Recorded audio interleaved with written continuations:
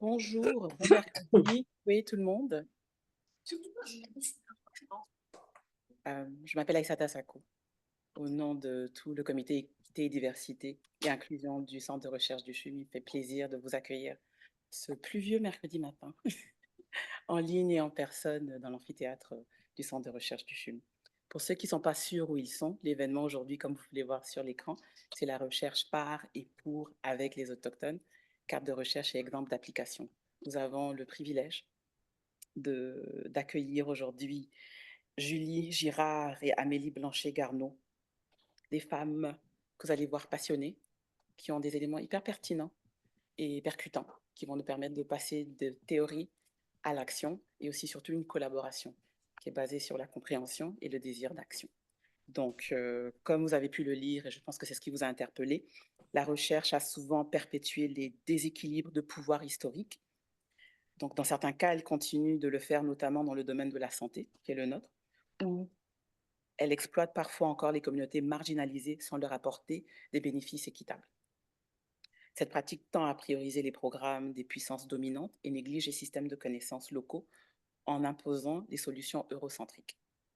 Donc, en nous inspirant du partenariat qui va nous être partagé aujourd'hui, qui va naître de ce qui va être discuté, nous poserons également un regard critique sur la recherche décoloniale en santé et ses 4 principes clés: favoriser les relations de confiance, remettre en question les structures eurocentriques, soutenir l'autodétermination autochtone et garantir un espace de recherche éthique. Donc, c'est un événement hybride. Donc, pour ceux qui ont des questions, n'hésitez pas à les rentrer dans le chat. Pour ceux qui sont présents dans la salle, levez la main et on va permettre à nos invités d'échanger avec vous en temps et lieu. C'est encore un espace de discussion et d'apprentissage. Donc, faites-vous plaisir et encore merci d'être là. Puis j'inviterai Julie Girard et Amélie Blanchet-Garneau à monter sur scène. Puis, bonne conférence à tous et merci d'être là.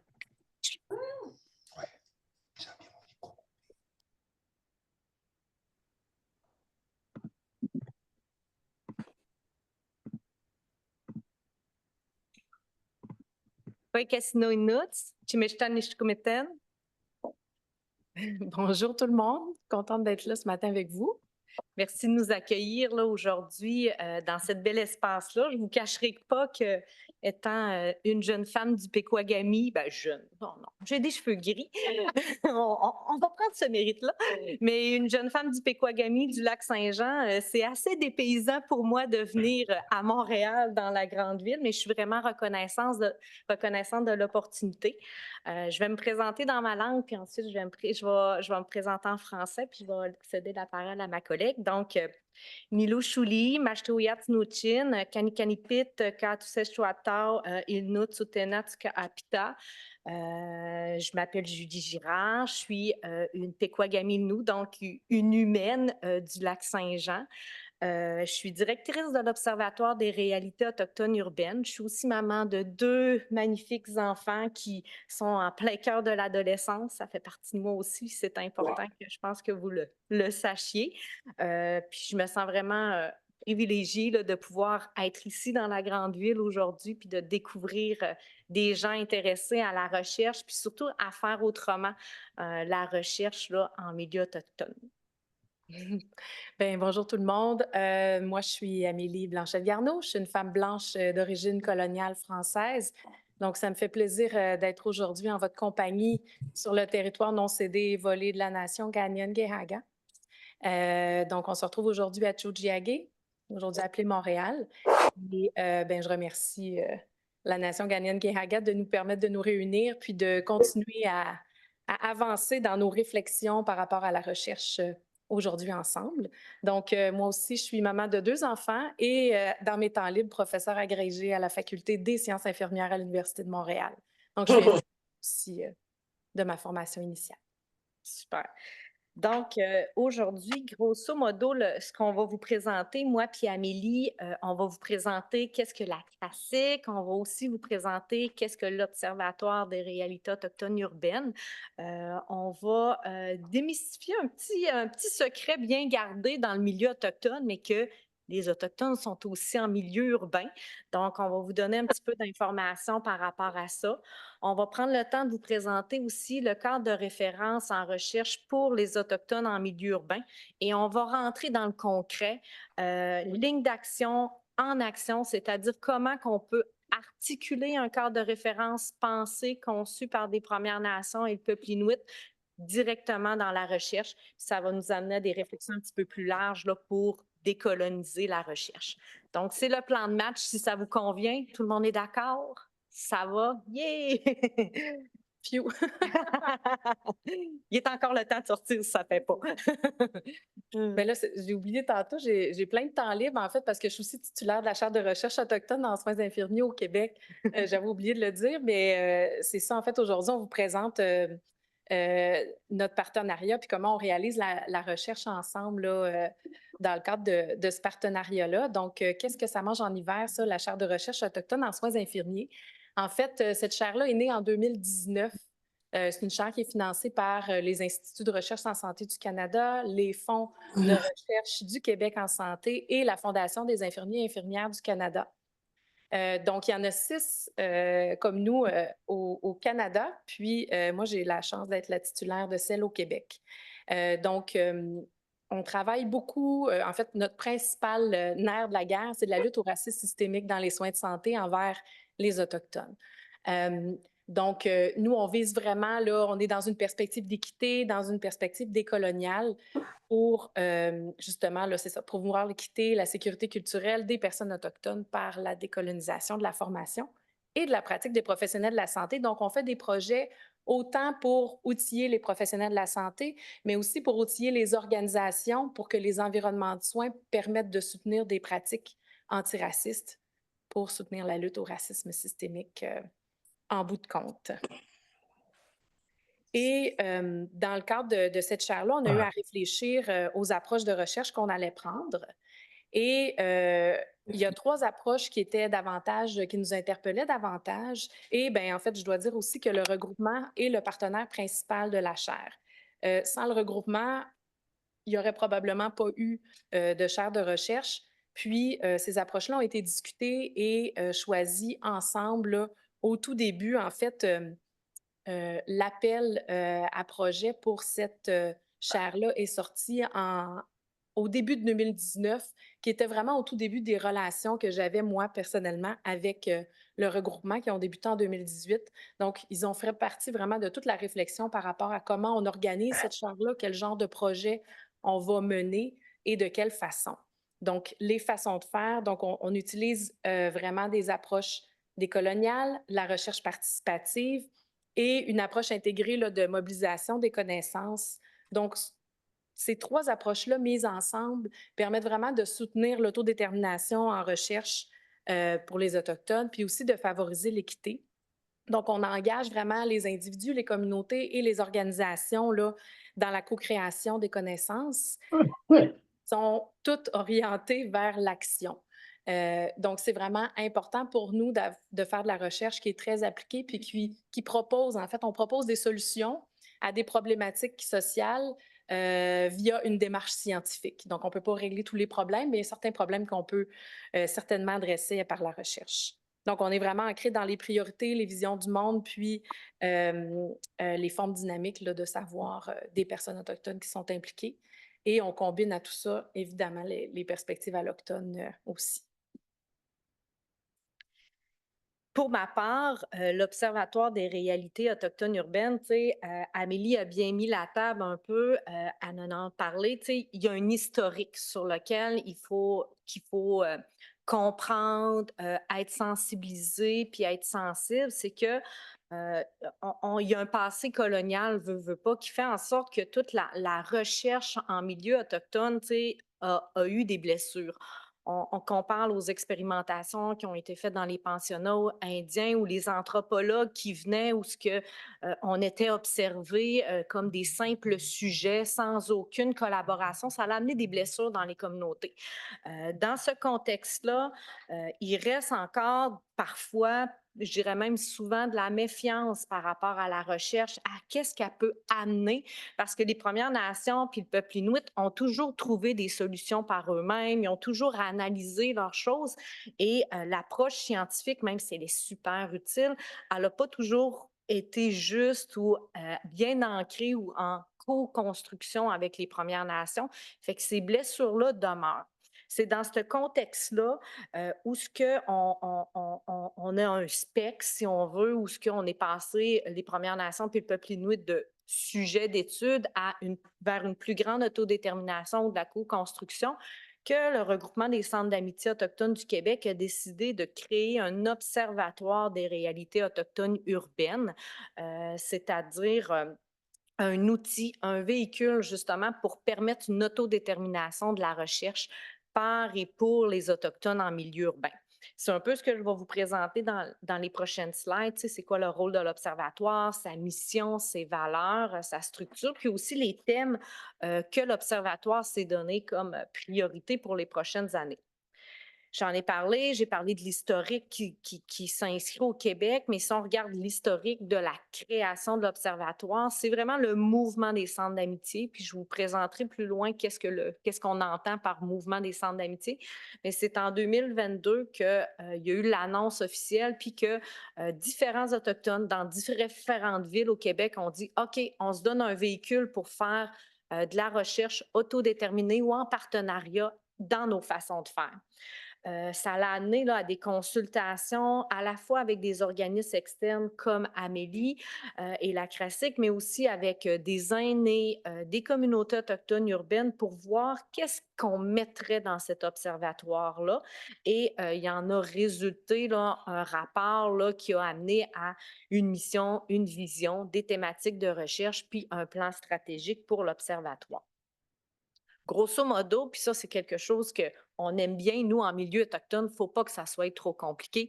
On s'est dit, on a 3 fonctions comme observatoire, c'est de rassembler, comprendre, partager. Rassembler dans le sens où ce que, puis peut-être que vous le savez mieux que moi, mais on sait que le sujet autochtone est un des sujets les plus étudiés dans le monde. Parmi les sujets, mais souvent, ces recherches-là ne sont pas utiles ou n'ont pas l'angle de vue euh, de l'autochtonie urbaine. Fait que c'est dans ce contexte-là qu'une des fonctions de l'Observatoire, c'est justement de regarder ces données-là qui sont disponibles, mais de prendre la lunette un peu de l'autochtonie urbaine ou des réalités autochtones propres pour justement les traiter puis les interpréter à notre façon pour que ça soit utile. Souvent, en milieu autochtone, on cherche les solutions, on veut agir, fait que la recherche devient un levier pour ça, mais il faut mettre les bonnes lunettes justement pour que ça fasse une plus-value. D'où l'importance, comme notre partenariat avec la CRASIC, de travailler ensemble en amont pour s'assurer que ça réponde vraiment à des besoins. L'autre aspect, l'autre fonction de l'Observatoire, c'est de comprendre. Parce qu'au-delà de ce qui se fait déjà ou des statistiques qui existent, bien, il y a des choses qu'on veut comprendre par nous-mêmes. Puis, en tant qu'expert autochtone, on veut être considéré comme l'expert pour traiter de cette question-là. Donc, on a une dimension à l'Observatoire où on va faire nos propres recherches, nos propres analyses, puis ça va être vu par des membres des Premières Nations du peuple inuit qui ont tout le bagage, justement, qui l'ont vécu, ce colonialisme-là, puis qui le vivent au quotidien. Donc, ils sont capables d'interpréter d'une façon, avec leurs lunettes, cette dimension-là. Des fois, il faut de la collaboration. Il y a des fois aussi que c'est important aussi d'être peut-être entre Premières Nations pour traiter d'un sujet. Puis finalement, puis la dernière fonction, puis non la moindre, c'est de partager ça. Parce que souvent, je suis sûre que vous êtes amenés à faire des revues de littérature. On n'est pas là, nous, les Autochtones, dans ces revues de littérature-là, parce que ce n'est pas le véhicule qu'on utilise pour partager nos connaissances. On a des récits, des Chipachimoun, des Atlucan. On a toutes sortes de façons de faire connaître nos façons de faire, nos histoires, nos traditions, mais c'est pas nécessairement publié dans les cadres scientifiques. Fait qu'on veut travailler à réconcilier ça parce que euh, on veut plus être invisible. On sait qu'on doit prendre certains véhicules pour se faire connaître, mais en même temps, on veut aussi que nos façons de faire, de s'exprimer par l'art ou par euh, par des récits de vie, ben, que ça rayonne aussi. Fait qu'on travaille justement à partager justement des résultats de recherche, des connaissances au bénéfice de l'ensemble de la société parce qu'on pense qu'on peut aussi faire partie de certaines solutions bien intéressantes. Donc, c'est les 3 fonctions de l'Observatoire. Notre vision, c'est vraiment que les savoirs et les expertises des Premières Nations et du peuple inuit contribuent pleinement à la société. Puis quand on parle de société, là, on le voit vraiment d'une façon inclusive. Quand je me suis présentée en début début de présentation, tu sais, je me suis nommée comme Pequagamilnu, mais Pequagamilnu, ça veut dire l'humain du lac Saint-Jean. Nous, il n'y avait pas de distinction. Un être vivant, c'est un Innu. Donc, on est tous des êtres vivants, on est tous égaux. Donc, on veut aussi travailler dans ce contexte-là, puis c'est dans notre vision à l'Observatoire.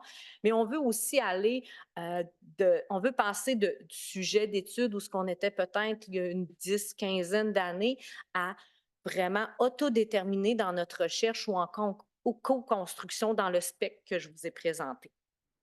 La mission de l'Observatoire, ben, j'en ai parlé. On a inscrit les 3 grandes fonctions de l'Observatoire qui sont de rassembler, comprendre et partager.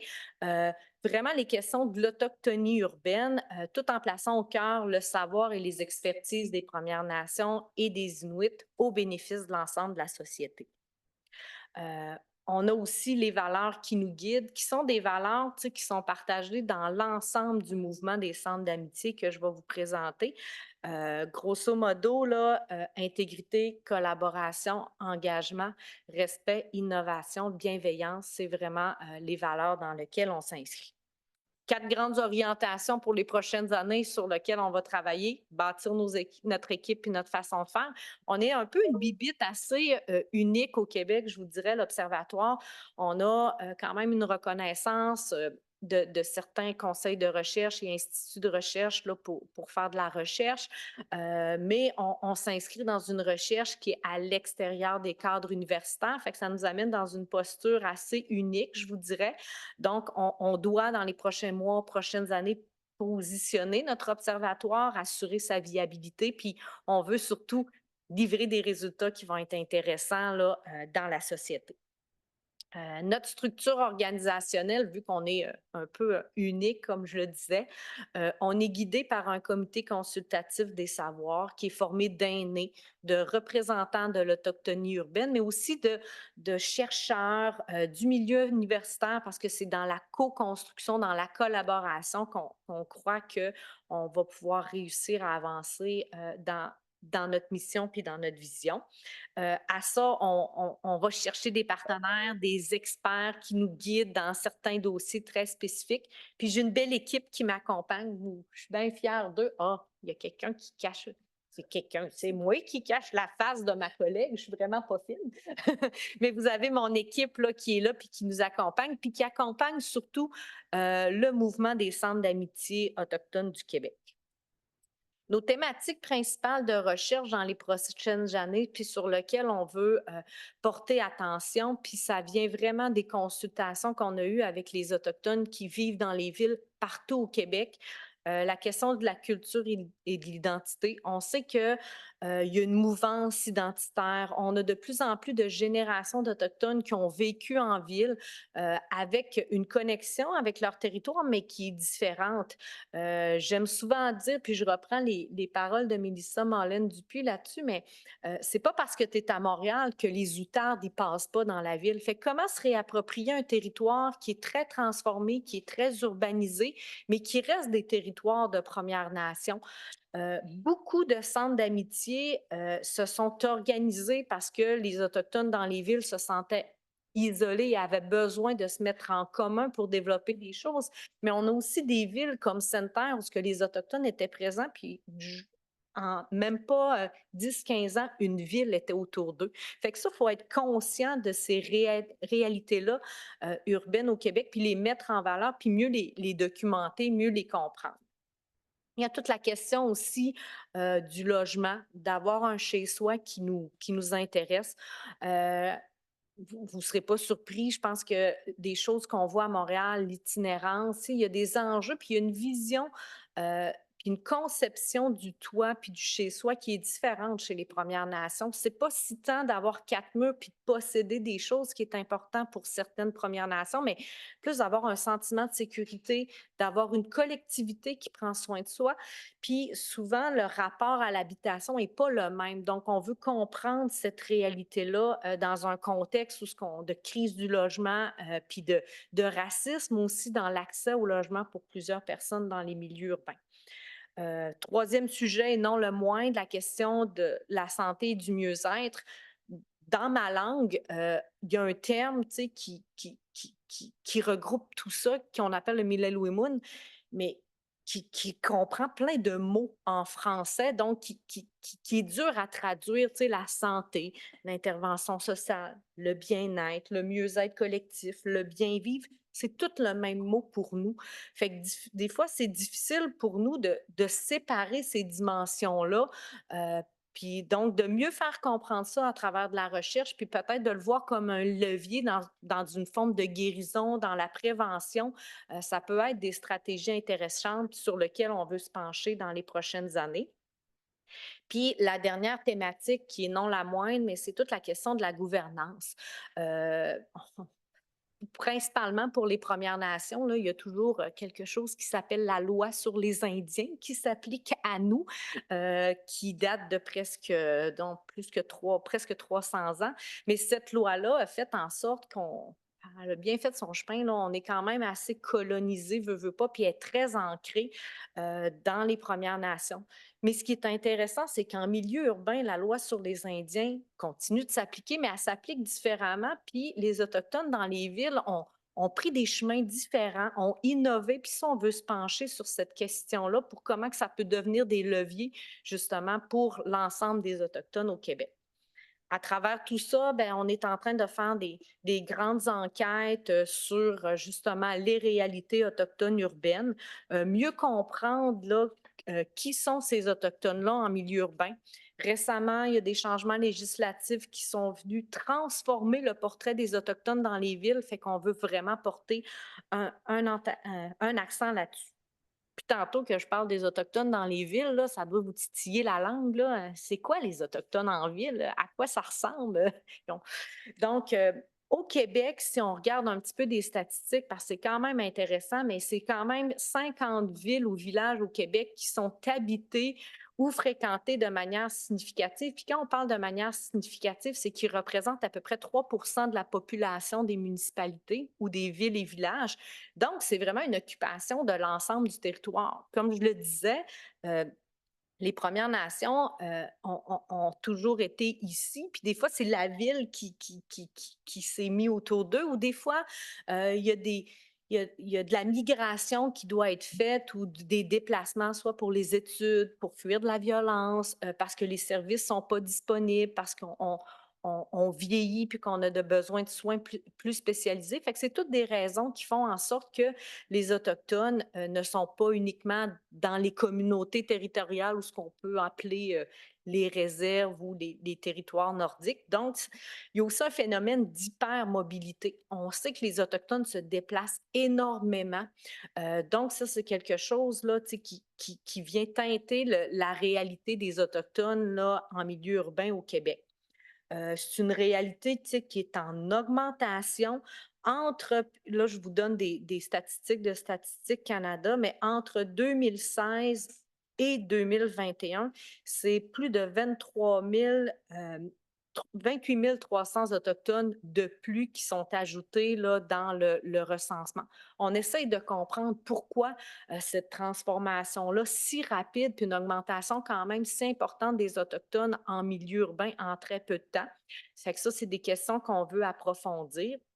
On a des enjeux, par contre, par rapport aux statistiques, puis je vous présente ces statistiques-là qui sont travaillées justement par Carole Lévesque du réseau Dialogue à travers un atlas interactif, parce que dans le recensement de Statistique Canada, on présume qu'il y a beaucoup d'autodéclarations. Donc, moi, demain matin, j'ai envie d'être une Inuit de Chibougamau. Ben, il n'y a personne qui va peut-être venir déconstruire cette affirmation-là.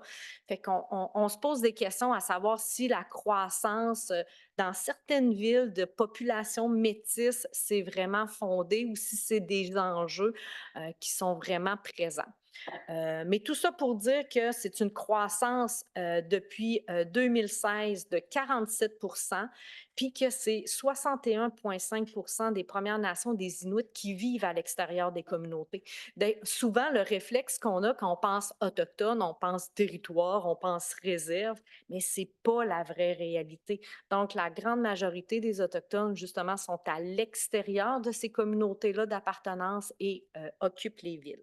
Donc, comme je le disais, pour plus de données sur les statistiques, ce qui est intéressant avec l'Atlas interactif du réseau Dialogue, c'est qu'ils font des croisements entre les registres, donc qui est la liste des Indiens avec leurs petits numéros, et les registres aussi des Inuits et les données sociodémographiques du recensement pour voir les tendances, pour avoir des chiffres plus justes, parce que si vous allez taper sur Statistique Canada, peut-être que ça va être d'autres chiffres là, à ce niveau-là.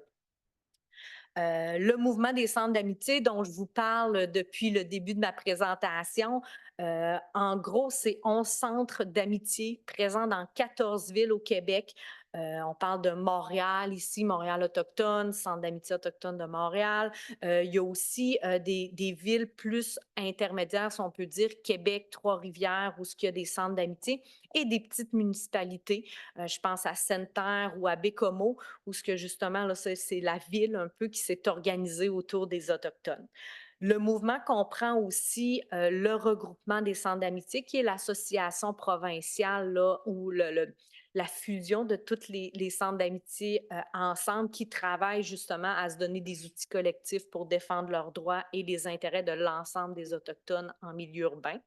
On a aussi une société immobilière qui vient un peu contrecarrer ou donner des leviers pour les Autochtones qui habitent dans les villes quant à l'accès au logement. Donc, il y a des infrastructures de logement qui sont offertes pour les Autochtones dans les villes. On souhaite ardemment avoir un projet prochainement à Montréal, là, justement, pour pouvoir offrir des services aux Autochtones en milieu urbain de la ville de Montréal. Et finalement, ben, l'Observatoire dont je vous parle depuis le début, avec lequel je vous casse les oreilles depuis le début de la présentation. Fait que ça, c'est le secret un peu le mieux gardé au Québec, de savoir que les Autochtones, ils sont partout. Ils occupent toujours le territoire, soit dans leur communauté, mais aussi dans les milieux urbains.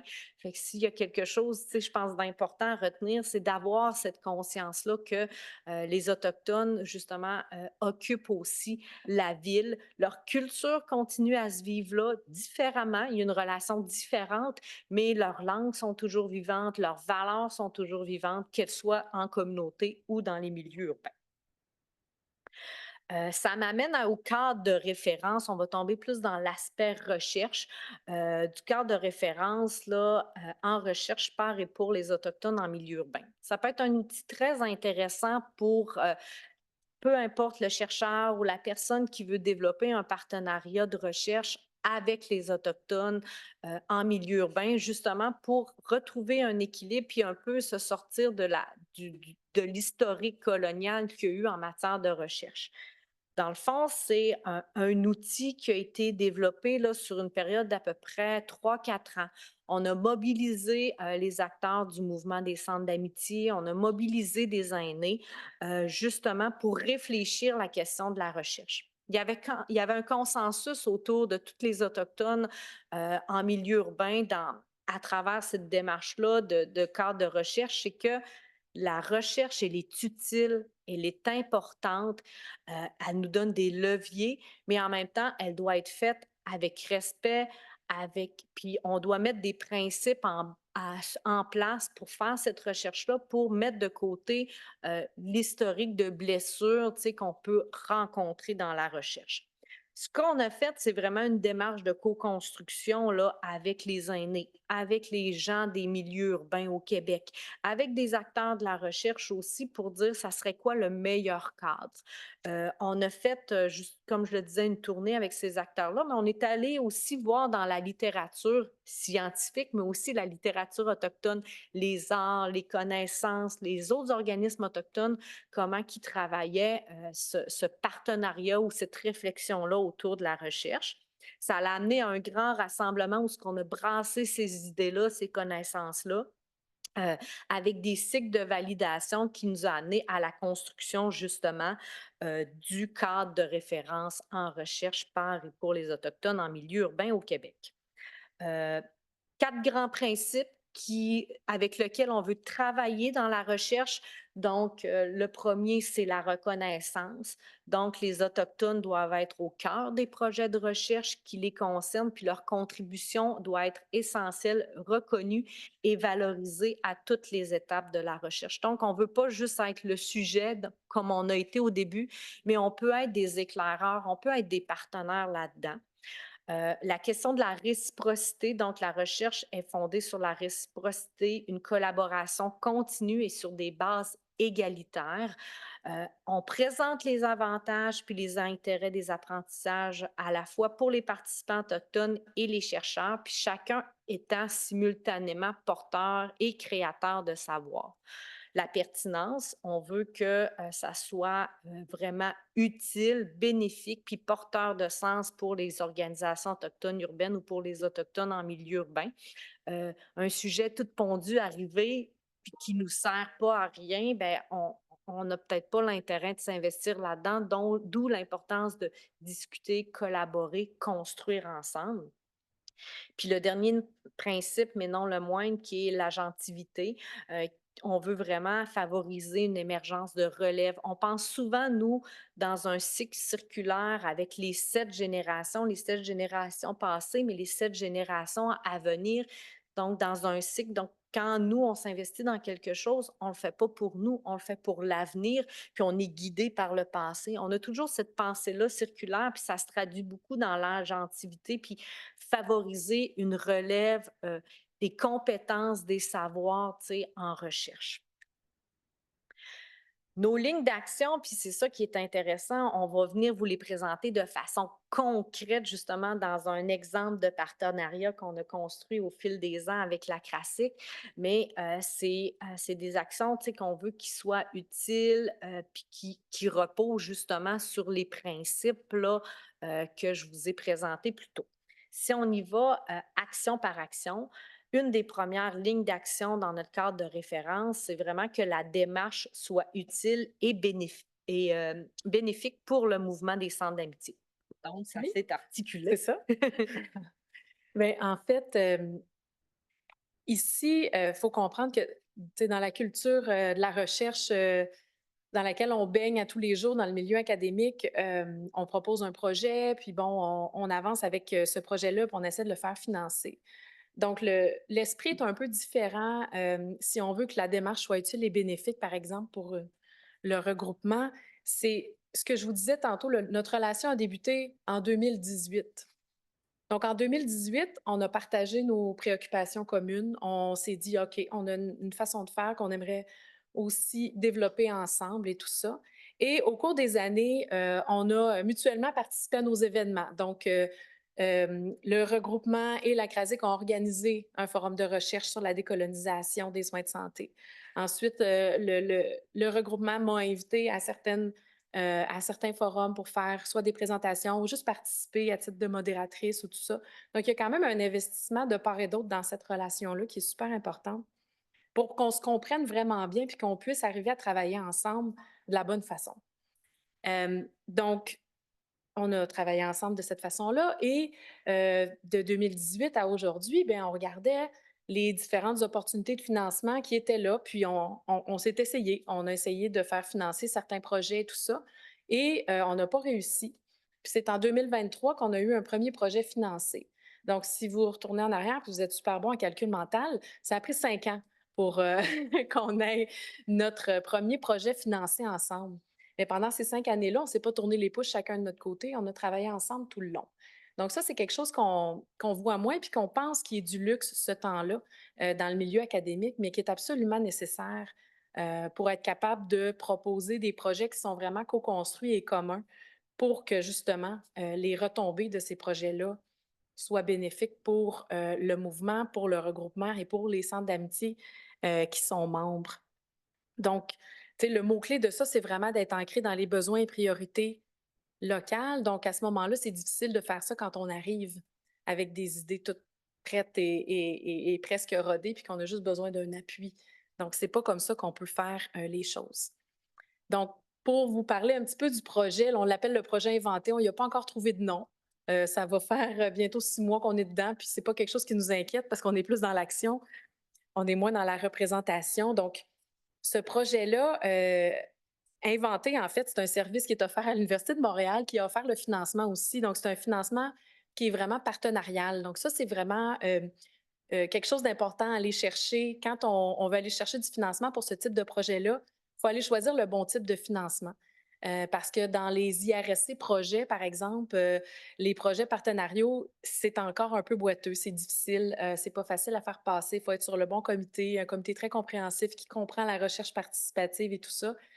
Puis il y a beaucoup de barrières encore là, dans ce type d'appel à projet-là, alors que cet appel à projet-là était vraiment axé sur la co-création avec des milieux preneurs. Donc ça, c'était le vocabulaire de base. Donc on s'insérait vraiment dans une volonté de ce service-là à l'Université de Montréal de faire de la co-création, puis qu'il y ait des bénéfices puis des retombées pour un milieu preneur ici, qui est le regroupement, mais on est vraiment dans un partenariat. Donc, Inventé, c'est un service, là, c'est un catalyseur de projets, en fait, de co-création en innovation sociale et technosociale. Euh, nous, on était spécifiquement dans un concours qui visait le soutien à l'implantation et la diffusion de l'innovation sociale. Donc, ça répondait exactement aux besoins mutuels qu'on avait en recherche. Et je pense que c'est pour ça qu'on l'a eu, le financement. On cadrait très, très bien avec les demandes puis ce qui était aussi offert là, dans le cadre de ce projet-là. J'ajouterais, tu sais, comme je le disais, bon, ça s'inscrivait en plus dans une des thématiques prioritaires de l'Observatoire. Puis on a parlé de toute l'importance de la relation, puis tu sais, de l'utile et le bénéfique. Mais si tu veux savoir si c'est vraiment utile et bénéfique pour, tu sais, pour nous, le regroupement, puis aussi pour la CRASIC, bien, comme le disait Amélie, ça ne se fait pas du jour au lendemain. On ne peut pas juger de l'utilité si tu arrives demain matin puis tu proposes quelque chose. Fait que le fait qu'on ait construit notre relation depuis plus de 5 ans ensemble, bien, ça l'a permis cette réactivité-là aussi justement d'aller chercher l'utilité du projet. Puis justement, cette relation-là, elle s'est entretenue, on se connaît, on se parle régulièrement. Fait que le côté utile et bénéfique, il devient beaucoup plus rapide. Oui, dans un premier temps, ça peut apparaître très long, tu sais, de travailler pendant 5 ans avec une organisation, mais maintenant, on est sur une ère d'aller, puis cette collaboration-là apporte ses fruits, je pense. Mm-hmm. Donc, juste pour vous mentionner, le but de ce projet-là, parce qu'on va le marteler tout le reste de la présentation, donc c'est de co-créer une communauté de pratique pour soutenir l'évaluation évolutive qui est en cours présentement dans le regroupement et la diffusion des pratiques innovantes des centres d'amitié autochtones dans le développement, la prestation et l'amélioration des soins des services de santé et mieux-être là, qui sont offerts par les centres d'amitié. Donc, c'est vraiment un but qui est très, très collé à la réalité du regroupement puis aux centres qui sont membres. Là. Parce que nous, ça s'inscrit dans bon, je pense que j'imagine que vous êtes toutes quand même assez familiers avec Madame Joyce Echaquan, qui est décédée subitement là, dans un centre hospitalier de Joliette. Puis depuis plusieurs années, depuis 2006, le mouvement des centres d'amitié faisait valoir un peu la conception du Millilwimoun, là, justement le travail en santé qui était fait de façon un peu invisible dans les centres d'amitié. Puis suite au décès de Joyce Echaquan, le gouvernement du Québec a parié sur le mouvement des centres d'amitié comme une façon peut-être complémentaire de venir offrir des services pour les Autochtones en milieu urbain, sans dédoubler le réseau de la santé, mais comment, comme partenaire, il peut peut-être éviter ou améliorer la situation des Autochtones dans les villes en matière de santé. Puis c'est là qu'avec le projet à inventer, que ça devient un levier pour nous parce qu'on veut justement être en mesure d'évaluer justement concrètement les retombées de ce projet-là de reconnaître puis de financer justement des cliniques santé dans les centres d'amitié autochtone par le gouvernement du Québec, mais aussi comment qu'on a innové à travers ces cliniques-là pour que justement le Mille et Louis Moon, notre vision de la santé, du mieux-être, de l'éducation, tout intégré, puisse s'articuler, puis quels sont les défis qu'on rencontre à travers la mise en place de ces cliniques-là dans le mouvement. On enchaîne avec notre autre ligne d'action. Super. Donc, deuxième ligne d'action qui est importante dans notre cadre de référence, c'est justement que les capacités et l'autonomie des organisations autochtones urbaines sont renforcées. Donc, on veut vraiment avoir que ça devienne un levier pour à la fois des observatoires comme nous, mais aussi pour les Autochtones en milieu urbain. Donc, ben, c'est ça, dans le cadre du projet Inventé, c'est comme s'il y avait un volet recherche qui s'est inséré dans le cadre du projet de leur grand projet d'évaluation.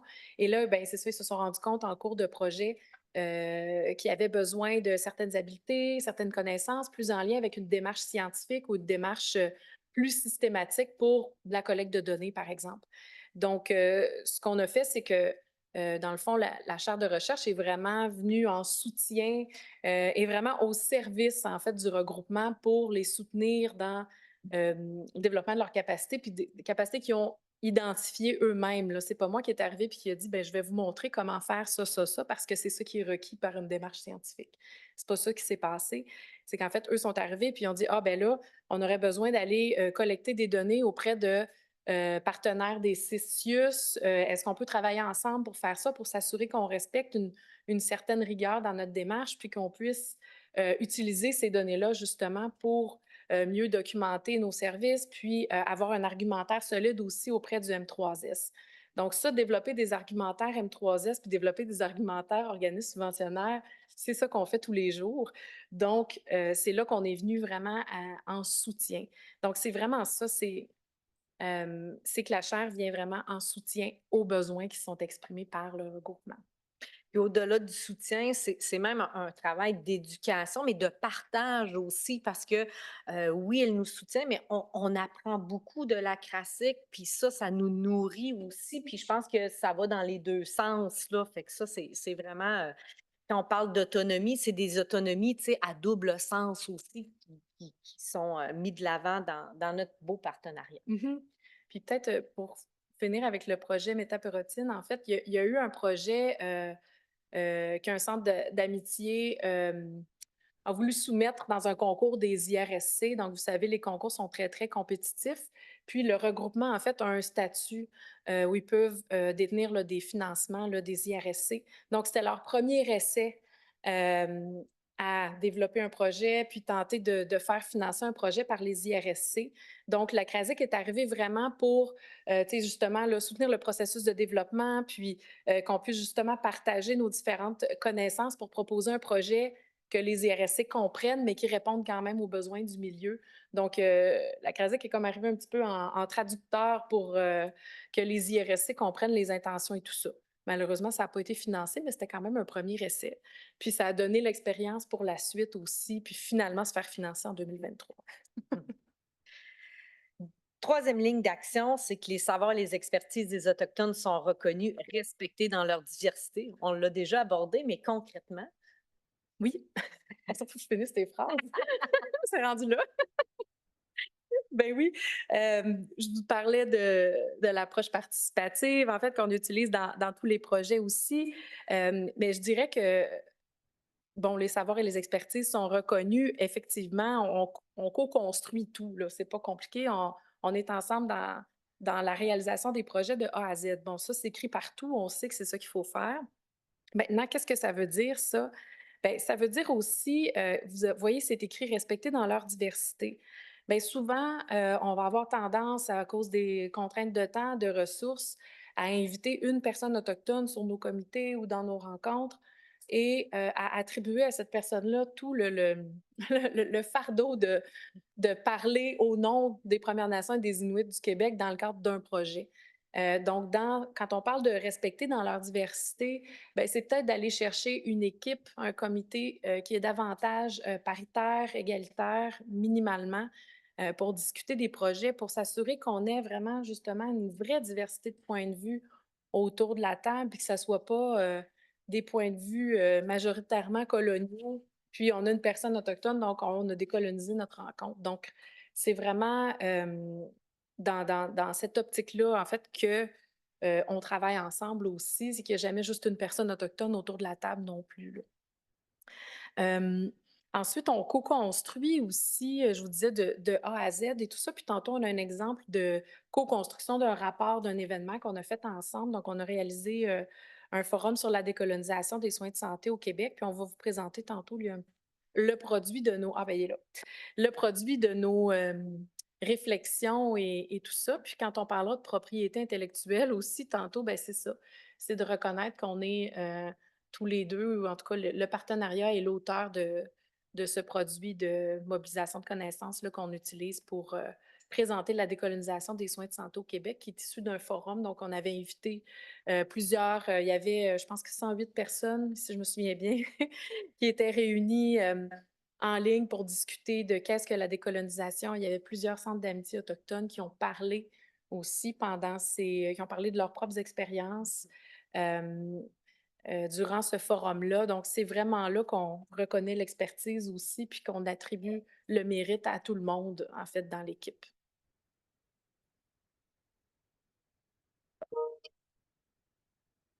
Autre ligne d'action, ben, c'est les droits collectifs, l'autonomie et la propriété intellectuelle des communautés et des organisations autochtones urbaines sont protégées.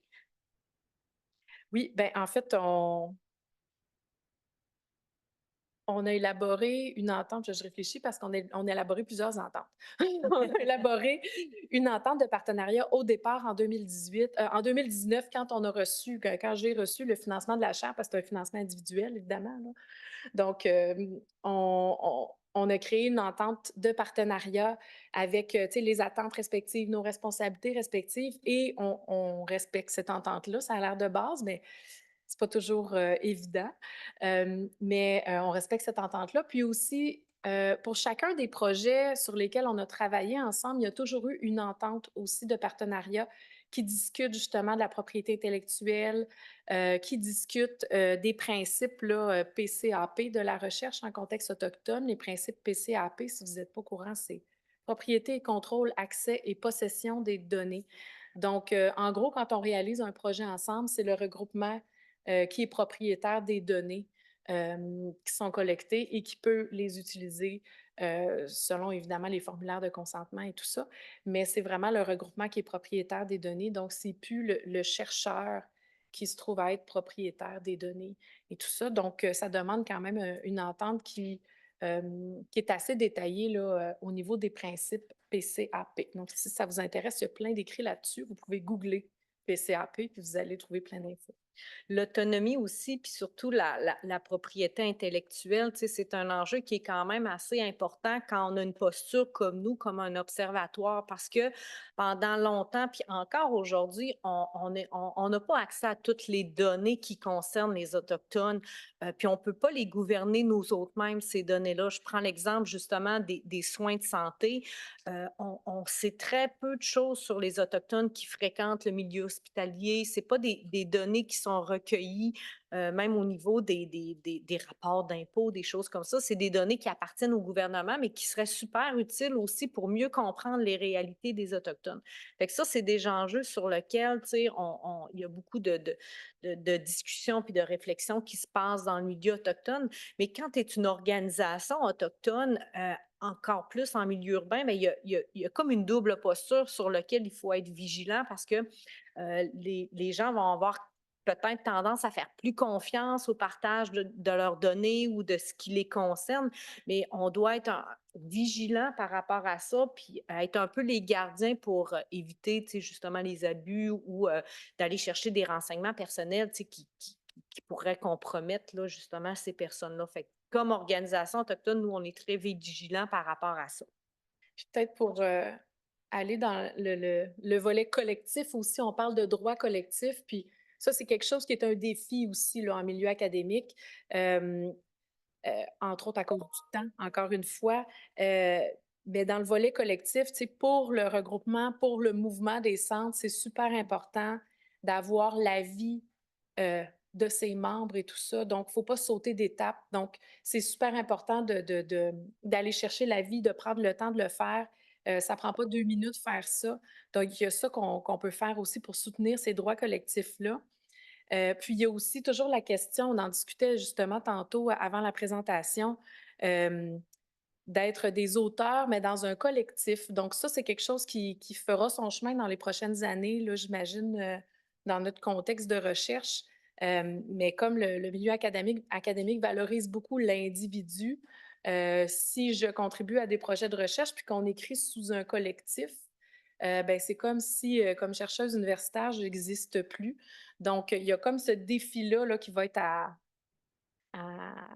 je vais prendre un anglicisme, à adresser dans les prochaines années, je crois, parce que c'est quelque chose qui est très, très important pour tous les partenaires autochtones avec qui on travaille à la chaire. C'est quelque chose qui revient beaucoup. Écrire au nom du collectif et non au nom d'un individu, c'est quelque chose qui est très important. Souvent, puis je vais encore prendre l'exemple de ma nation, mais tous les enseignements, les connaissances, ils appartiennent pas à une personne, ils appartiennent au collectif. Et quand tu les partages, c'est pas Julie Girard qui partage, mais elle partage les connaissances de l'ensemble de sa nation. Fait que nous, ça vient des fois nous heurter quand on travaille dans la recherche qui est très individualiste ou on doit faire des CV, tu sais. C'est quelque chose avec lequel, des fois, ça nous titille ou que ça vient un peu nous challenger dans le sens que si moi, je partage un savoir puis une connaissance, c'est parce qu'elle m'a été transmise par la collectivité et je ne peux pas me l'approprier moi-même, là. Donc, c'est un partage collectif. Donc, on a beaucoup de défis dans les prochaines années de faire reconnaître cette vision-là, tu sais, collective des savoirs puis des connaissances. Puis je le dis souvent, Julie Girard, tu sais, dans quelques années, elle ne sera plus, mais le mouvement des centres d'amitié, les communautés, les nations, elles vont toujours être vivantes. Quand on parle de cette génération à venir, ben, ça aussi, tu sais, ça vient un peu en contradiction avec nos façons des fois de penser. Une autre ligne d'action en action, c'est que les communautés puis les organisations autochtones participent activement à la démarche. Donc, on en a parlé, mais concrètement, ça s'est traduit. Oui, on dirait que je trouve pas le mot pour continuer la phrase. Oui, je te laisse pas des belles C'est pistes, quoi hein? donc? Mais en fait, on a plusieurs. Ben, c'est ça.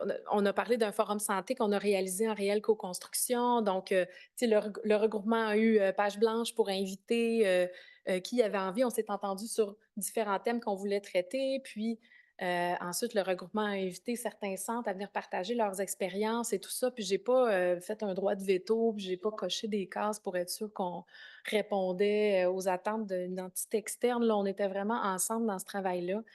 Les outils de mobilisation de connaissances aussi, on va travailler là-dessus justement dans le cadre du projet Inventé. Notre prochaine étape, c'est de commencer à développer ces outils-là. Euh, donc, c'est toujours en co-construction. Puis, tu sais, je ne vais jamais le marteler assez, mais parfois, je trouve que dans le monde académique, on nous montre une façon de co-construire qui n'est pas une vraie, qui n'est pas réelle, en fait. Donc, c'est vraiment de se consulter au tout début, de prendre le temps. Tu sais, ça se répète un petit peu avec les autres, mais on est vraiment, vraiment dans une participation active quand on co-construit. Voilà. Puis toutes ces lignes d'action-là, veut pas, sont interreliées. Fait que oui, on peut sembler se répéter, mais c'est parce que c'est tellement imbriqué l'un dans l'autre, puis c'est tellement important. Puis même si elles se répètent, c'est parce que ça fonctionne, puis que c'est important pour nous. La dernière ligne d'action, mais non la moindre, ben, c'est vraiment que les droits, le bien-être puis le consentement libre et éclairé des participants sont protégés. On l'a vu, là, on est passé de sujet à peut-être une démarche plus autodéterminée ou en co-construction, mais ça se traduisait aussi dans le projet là, avec Amélie. Mhm. C'est qu'on a développé, presque, on a développé ensemble la demande éthique. Tu sais, souvent, on se dit, ah, le chercheur, on va remplir les demandes éthiques. Puis en fait, c'est même plus le chercheur, là, c'est rendu les, les assistants de recherche qui font qui remplissent les formulaires pour qu'on ait l'approbation éthique du projet, presque. Là. Mais ce qu'on a fait, c'est qu'on l'a vraiment travaillé ensemble. On a sorti les sections, on a discuté ensemble de ce qu'on voulait mettre dedans. Donc, c'est vraiment, encore une fois, dans la co-construction. Puis, il y a aussi, tu sais, Julie le disait beaucoup, là, souvent, les organisations autochtones ou les communautés n'ont pas accès aux données qu'ils portent sur elles-mêmes et tout ça.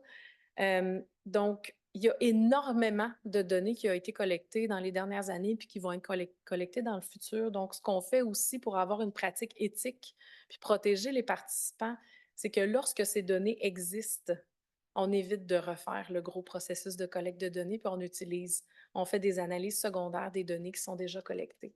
Donc ça, c'est vraiment quelque chose qu'on veut aussi mettre de l'avant davantage en recherche autochtone pour éviter, encore une fois, de sursolliciter les partenaires autochtones quand il y a des données qui existent déjà. Il y a aussi quelque chose qui est super important, euh, dans le fond, le lien de confiance que le regroupement a avec ses membres prime sur toute forme de collecte de données. Donc, s'il y a un événement qui se produit, si le lien de confiance peut être menacé par une collecte de données ou par un projet de recherche, ben il ne se passera pas. Donc, c'est aussi une façon de protéger. Et ben, la CRASIC, on ne va pas insister pour que ça se passe non plus. On comprend, puis on réoriente ensemble le projet s'il y a des risques pour les participants ou s'il y a des risques pour le lien de confiance que le regroupement a avec ses membres. Je ne vous cacherai pas que c'est un enjeu qui est quand même des fois très difficile à faire accepter parce que nos visions stratégiques ne sont pas toujours les mêmes que des visions stratégiques de partenaires avec qui on travaille, mais c'est quelque chose qui est sine qua non là, pour nous, qui est vraiment important parce que justement de protéger le lien, de protéger la relation qu'on a avec les Autochtones en milieu urbain. Je le disais, là, Julie Girard, je suis ici devant vous, mais je représente énormément de personnes. C'est un privilège que je puisse parler, mais ce privilège-là, il est fragile, puis il nécessite énormément de respect, puis de construire cette relation-là, puis il peut s'effriter rapidement. Donc, nous, on se fait vraiment, c'est très important pour l'Observatoire. J'ai vu qu'il y avait une petite main qui avait envie de se lever. Je vous inviterais peut-être, on est à la dernière, ben oui, fait qu'on va clore, puis on pourra prendre toutes les questions à la fin, mais écrivez-la, s'il vous plaît, oubliez-la pas. Oui, c'est ça, puis ce lien de confiance, pas le lien de confiance, mais notre relation, là, c'est une relation qui est toujours en construction puis en évaluation aussi, hein. Le lien peut se briser demain matin, là, s'il y a quelque chose qui se passe, là. Donc, tu sais, c'est un lien à entretenir, à nourrir, puis je sais pas comment dire, ouais, à nourrir.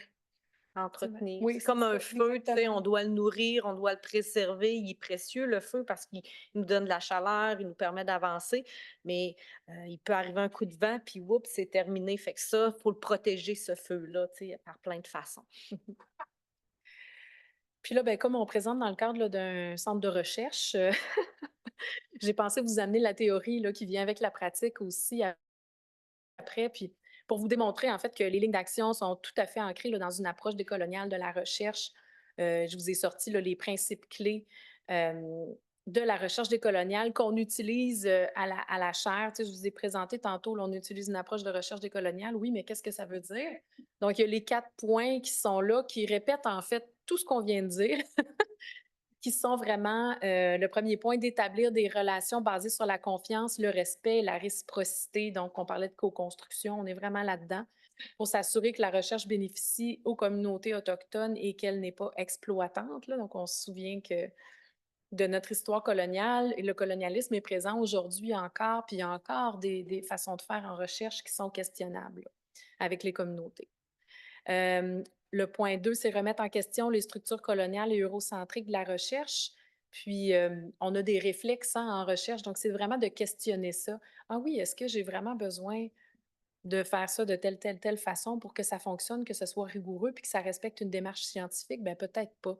Donc, c'est vraiment de questionner nos façons de faire, celles qu'on a apprises, qui ne sont pas mauvaises, mais on a besoin d'outils différents pour travailler avec les communautés, pour pouvoir respecter puis s'engager justement dans cette confiance, ce respect, cette réciprocité. On veut respecter les systèmes de connaissances autochtones aussi à travers ça, puis comprendre, Julie en a beaucoup parlé, on a parlé aussi au début, là, comprendre les contextes socio-historiques et culturels des communautés, les réalités des Autochtones en milieu urbain, c'est peu connu. Donc, aujourd'hui, vous avez eu la chance d'en apprendre un peu davantage là-dessus. Mais il y a beaucoup de choses qui sont peu connues. Donc, n'hésitez pas à rester curieux puis à explorer. Et en numéro 3, ben, soutenir l'autodétermination et l'autonomie en axant la recherche sur leurs programmes, leurs priorités, leurs besoins et garantir un espace éthique et sûr pour la recherche, y compris le consentement éclairé et le respect des droits, de la souveraineté et des protocoles autochtones. Donc ça semble être tout du gros bon sens, mais c'est pas si facile à faire dans les structures rigides qu'on a dans le milieu académique en particulier. Si on veut survivre comme chercheur, chercheuse dans le milieu académique, il y a des choses qu'on doit faire, mais si je peux vous rassurer, il y a une belle mouvance, je crois, puis une ouverture qui est de plus en plus grande là, par les organismes subventionnaires, hein, parce que l'argent, c'est un peu le nerf de la guerre, là, par les organismes subventionnaires, puis les universités aussi pour reconnaître tout ce travail de construction de relations-là. Donc, il faut encore traduire pour les organismes qu'est-ce que ça veut dire, les constructions de relations, puis quelles sont les retombées scientifiques de ça. Mais je pense que ça s'explique de mieux en mieux et il y a une écoute de plus en plus grande pour ça aussi dans nos milieux. Nos références. Puis je pense que la présentation là, va être disponible là, si vous en ressentez le besoin ou si vous voulez l'utiliser. Puis on serait à la période de questions. Puis on va prendre des questions dans la salle et en ligne aussi. S'il y a des gens en ligne qui ont des questions, vous avez le choix de l'écrire dans le chat ou on peut entendre aussi vos belles voix puis voir vos beaux visages là, en écran géant, si vous voulez. On peut arrêter le partage. Voilà. Donc, on va y aller, je pense, avec la salle. Oui, en avant. Merci beaucoup. C'est une belle présentation. Mais dans le contexte, c'est quelque chose qu'on a besoin de savoir. Vous parlez de ce que je comprends d'une recherche qui est surtout à saveur sciences humaines, si on peut l'appeler. Si on va dans le sens d'une recherche qui est plus à saveur biologie moléculaire pure, et comment on peut rendre ces cas-là qui sont plus fixes, comment on peut les agrandir? Oui, bien, en fait, là, ça veut dire que vous êtes en recherche surtout dans les instituts de recherche en santé, là. Donc, il y a un comité, si vous faites de la recherche en contexte autochtone, vous cochez la case, puis il y a un comité spécifiquement en recherche autochtone qui se penche sur votre projet, qui soit plus, tu sais, vous dites sciences humaines, mais dans le fond, là, les projets d'évaluation des services de santé, c'est quand même en santé, mais pas biologique, mais je comprends le point. Puis, il y a aussi différents outils qui existent pour la recherche fondamentale. Entre autres, j'ai mon collègue, comment il s'appelle? Pierre Haddad, qui a développé, je ne sais pas si vous en avez entendu parler, là, mais justement des documents d'entente, de partenariat et tout ça avec la communauté de Mashtuyat, si je ne me trompe pas, pour collecter des données en lien avec les plantes médicinales parce qu'eux ont fait un gros projet pour documenter l'utilisation des plantes médicinales et faire reconnaître leur valeur médicale. Donc, pour ça, ben, on était vraiment dans un sujet très sensible de savoir traditionnel puis de transmission de savoir traditionnel qui est extrêmement... qui pourrait déraper. Oui, c'est ça. Donc, eux ont développé ensemble là, des lettres de partenariat, des lettres d'entente aussi pour s'assurer que les connaissances qui sont développées dans le cadre de ce projet-là, que la propriété intellectuelle demeure à la communauté et tout ça. Donc, il y a quand même des choses qui existent là, dans le volet plus fondamental de la recherche en santé. Concrètement, dans ce projet-là, si je peux me permettre, parce qu'à l'époque, j'étais directrice au centre de santé, mais ce qu'on a convenu, puis moi, j'aime bien avoir des exemples concrets, mais par rapport à ce sujet-là, les préoccupations qu'on avait, c'est que justement, ces connaissances-là scientifiques que nous, on porte, puis quand je dis nous, c'est collectivement qu'on porte, en même temps, on en avait besoin comme levier parce qu'on essaie de faire du traitement avec nos connaissances, mais c'est pas reconnu, toujours, où on dit, oh, ben, c'est juste de la prévention. Non, non, là, quand Jacques Cartier est débarqué, on l'a guéri, là, je fais la blague, là, mais on avait des connaissances, on était capable de se traiter de certaines façons, mais en même temps, ben, quand on arrive dans la pratique, plus occidentale, bien, des fois, ça heurte. Fait que là, on avait besoin justement de ces leviers-là, tu sais, dans un dossier très précis, mais en même temps, nous, on ne voulait pas que ça devienne commercial ou que ça devienne, tu sais, c'était un de nos grands enjeux. Puis, comment que ça s'est traduit dans le projet, c'est que les plantes n'ont pas été identifiées. Ils ont été présentés à la communauté. On a présenté des molécules, ou là, puis là, je ne suis pas moléculaire tant bonne que ça, là, mais la communauté savait de quelles plantes on parlait. Il y a eu des présentations dans la communauté de ces savoirs-là puis de ces résultats-là. Il y avait des ententes qui étaient signées avec les chercheurs justement pour que ça ne soit pas la plante qui soit identifiée, pas que les connaissances partent un peu partout, mais c'était la molécule, tu sais, qui était identifiée. Fait que comme ça donnait une certaine protection, puis il n'y avait aucune commercialisation qui était possible dans ce projet-là, là. C'est ça. Oui, bonjour. Allô? Oui. Oui, Oui. excuse-moi, Leonardo Torres du comité EDI de Serchum. Juste, Jean-Jules m'a demandé de gérer les questions sur les chats. Il y en a 2 questions, alors si vous pouvez y répondre. Entre autres, la première, c'est pas une question, mais juste de répéter les questions dans la salle parce qu'on ne les entend pas en ligne, s'il vous plaît. Et après, il y a une deuxième question de Clément Couture. Quels sont vos mécanismes garde-fous pour éviter la sursollicitation de vos partenaires autochtones tout en assurant que vos recherches sont culturellement sécuritaires et tous les niveaux État? Merci. Oui. Ben, en fait, c'est ça que j'allais dire tantôt. Je voyais le commentaire sur pouvez-vous résumer la question? J'allais dire, on va faire comme dans Géopardy, je vais vous dire la question à laquelle on vient de répondre. Donc, la question, c'était un peu dans le volet plus fondamental, biologie, comment on peut faire justement là, pour intégrer les différentes lignes d'action là, dont on a parlé là, en recherche. Bonjour Alexandra, c'est Anne-Victor Angèle du Éco-Compagnitation. Donc j'ai eu votre message, désolée, je pense que j'entraîne mon téléphone au bureau. Oui, ça me ferait plaisir de discuter avec vous d'un de vos. On ne voit pas les gens. Hein. Non, c'est ça. C'est bizarre. Je pense que moi, je n'ai pas entendu ce que la personne a dit, là, mais je ne sais pas si dans la salle, ça sonnait mieux. C'est un appel. C'est un appel, hein, ouais, c'est ça. OK. Parfait. Donc, on a pris un appel. Excellent. Donc, les mécanismes garde-fous pour éviter la sursollicitation.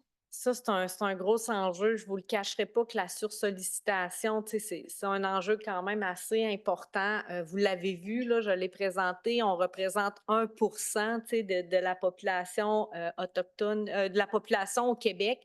Fait qu'on en a beaucoup des demandes, puis il n'y a pas de réponse magique. L'observatoire devient un peu un outil par rapport à ça parce qu'on fait le filtre, tu sais, en ayant nommé nos thématiques identitaires, bien, ça nous permet justement déjà de faire un certain filtre à travers tout ça, mais en même temps, on ne veut pas être fermé à des opportunités, tu sais, on n'a pas prétention de tout savoir non plus ou des projets qui pourraient être intéressants. Ce que j'aurais envie de dire, puis j'aurais envie de retourner la question, c'est de peut-être, tu sais, être conscient de ça. Puis quand on refuse un projet de recherche, c'est pas parce qu'il nous intéresse pas, mais c'est parce qu'on n'a peut-être pas la capacité, on n'a pas, en termes de nombre, tu sais, tous les projets peuvent être pertinents, peuvent être intéressants, mais des fois, c'est l'énergie, c'est le temps. Puis, je le disais, les Autochtones, c'est parmi les sujets les plus étudiés, mais on va chercher des sujets justement qui peuvent être utiles pour nous, puis qui vont être pertinents pour nous, qu'on puisse avancer dans nos objectifs, dans notre volonté, dans notre développement. Fait que soyez pas fâchés si des fois on ne peut pas dire oui à tout, mais la question aussi de la relation est importante aussi, tu sais. Fait que de commencer à établir des relations.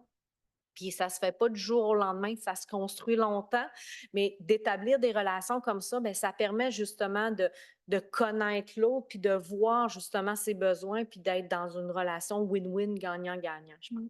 Puis quand on se positionne plus comme étant en réponse aux besoins des organisations autochtones, ben on s'insère dans quelque chose qui existe déjà, puis on amène des nouvelles ressources pour les aider à continuer. C'est comme quand on parlait là, du développement du cadre d'évaluation pour les services qui sont offerts dans les cliniques de proximité. Bien, ce projet-là de recherche, il s'insère vraiment dans un projet qui est déjà existant, qui est là. Puis nous, ce qu'on fait, c'est qu'on amène des bras avec nous pour faire des collectes de données, faire des analyses et tout ça. Donc, là, on vient en appui, donc on contrecarre un petit peu cet effet de sursollicitation-là en s'insérant dans des choses qui existent déjà. Puis ça, ben, il n'y a pas de secret, ça part vraiment de la relation. Mais tout est bon aussi. Tu sais, des fois, moi aussi, j'ai des projets, puis je vois des choses passer, puis là, j'interpelle l'observatoire, puis ils me disent, ouais, c'est pas notre priorité, là, on n'a pas le temps ou on n'a pas de ressources. Puis c'est ça, ça arrive quand même aussi. Là, donc, on peut pas toujours s'insérer dans quelque chose d'existant. Puis quand c'est pas le cas, ben, il faut prendre le refus puis se dire que ça ira mieux la prochaine fois.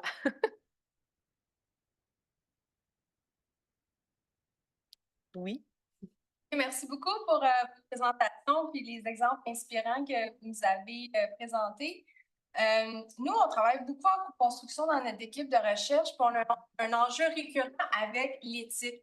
Parce qu'il y a un modèle, par exemple, de formulaire d'information et de consentement, puis si on essaye de le changer, souvent on nous remet l'original. On ne veut pas les modifications qui sont plus adaptées à nos populations.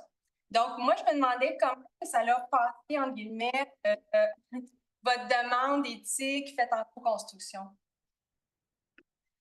Ben, on l'a fait ensemble. C'est sûr que, tu sais, je pense qu'Amélie, elle avait un formulaire, tu sais, puis nous autres, on s'est imbriqués dans le formulaire, tu sais, fait qu'on a un formulaire conjoint, dans le fond. Fait qu'on a pris les parties, tu sais, qui étaient importantes, puis on s'est rajouté à l'intérieur de ça. Fait que, mais tu as raison, des fois, ça passe pas non plus. Fait qu'il faut faire des doubles formulaires, ce qui est vraiment pas le fun, là, tu sais, entre guillemets, tu sais. Mais dans le meilleur des mondes, c'est quand on peut construire le formulaire ensemble, puis les gens cochent, OK, on accepte que les données soient partagées avec le regroupement, on accepte qu'elles soient partagées avec la classique, puis on le construit ensemble, ce formulaire-là.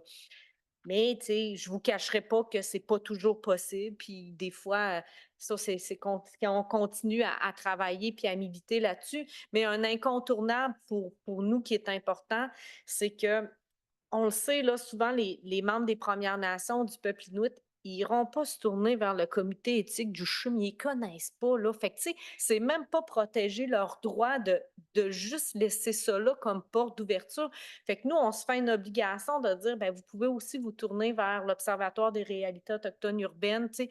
Fait qu'on parle de sécurisation ou, tu sais, d'être, tu sais, d'avoir des façons différentes, mais pour un membre des Premières Nations, tu sais, d'avoir ce choix-là, peut-être qu'il n'a pas envie de porter plainte aussi ou de mettre son commentaire à l'Observatoire, mais au moins, il y a le choix de le faire. Fait que ça, c'est quelque chose qu'on essaie, là, dans la mesure du possible, de toujours intégrer parce que, c'est ça, on n'est pas toujours tourné vers ces organisations. Tu sais, quand ce n'est pas des organisations autochtones, des fois, il y a un petit peu de reconstruction à faire dans la relation. C'est ça. Peut-être pour reprendre la question pour les gens en ligne, en fait, la question, c'était comment on fait pour gérer les enjeux éthiques en co-construction, parce que des fois, les comités d'éthique ont comme des conditions sine qua non aussi. Il y a des choses, tu sais, dans le formulaire d'information et de consentement, en fait, ce qu'on a fait, puis ce qu'on fait dans les projets en général, c'est qu'on parle directement aux gens du comité d'éthique. Là, c'est de quoi vous avez besoin dans le formulaire, qu'est-ce qui est absolument essentiel d'un point de vue légal. Puis là, ben, à partir de là, nous, on met les phrases qui sont absolument essentielles d'un point de vue légal qu'on ne peut pas enlever, sinon on n'a pas d'approbation éthique. Puis ensuite, on rajoute, toujours en gardant en tête que ce qu'on veut, c'est protéger les participants. Donc, on est dans la même optique que le comité d'éthique, c'est juste que nous, on va un petit peu plus loin. Donc, en leur expliquant ça, habituellement, ça passe quand même assez bien. Puis, on a la chance à l'Université de Montréal d'avoir un comité d'éthique spécifique pour la recherche autochtone aussi. Puis ça, c'est très, très aidant parce qu'ils comprennent qu'est-ce qu'on fait, ils comprennent qu'est-ce qu'on veut protéger aussi, puis comment on va le protéger. Donc, ils nous amènent même des questions très, très intéressantes pour encore plus protéger les participants. Donc, on est vraiment dans un autre type de relation à ce moment-là. Mais quand on a un comité d'éthique qui est moins peut-être familier, ben c'est bien de s'asseoir avec eux puis d'aller leur parler. Parce qu'en gros, on a le même objectif. Donc, il faut travailler ensemble. Merci beaucoup.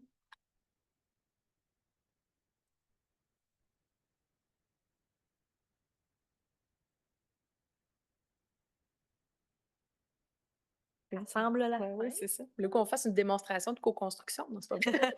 On monte un formulaire éthique. Oui, c'est ça. Ben, Chimishtanishkumeten, un grand merci, vraiment. Merci beaucoup de votre écoute, vos questions super intéressantes. Vraiment, je suis nourrie de vos questions, vraiment, merci. OK. Merci beaucoup.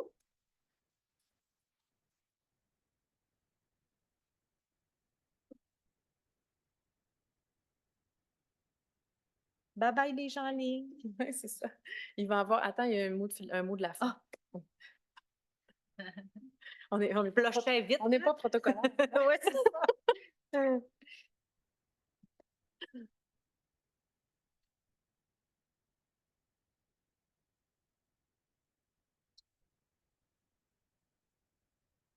Alors, juste un petit mot de la fin. Je remplace notre cher collègue Nianui qui n'a pas de voix aujourd'hui. Donc, je prends le micro à sa place. Donc, au nom de la direction de la recherche et de l'innovation au CRCHUM et puis au nom également du comité EDI, je vous remercie, Amélie puis Julie, de votre présence aujourd'hui pour partager avec nous vos travaux, cette belle co-construction-là que vous avez faite. C'est totalement pertinent, je pense que pour notre communauté également et pour nous en tant que comité à pouvoir accompagner notre communauté de recherche dans l'avancement de leurs projets, des projets qu'ils veulent faire avec les communautés autochtones. Souvent, ils se sentent un peu désemparés par rapport à qu'est-ce qu'ils doivent faire, par où ils doivent commencer. Je pense qu'aujourd'hui, on voit là une belle réalisation. Vos travaux sont là, votre réseau est là et je vous invite en fait à les contacter, à vous contacter en fait si jamais il y a des collaborations que vous pouvez faire ensemble. C'est un bon point de départ. Mais j'ai trouvé ça très, très instructif et j'espère qu'il y aura beaucoup de collaborations dans le futur. Merci beaucoup.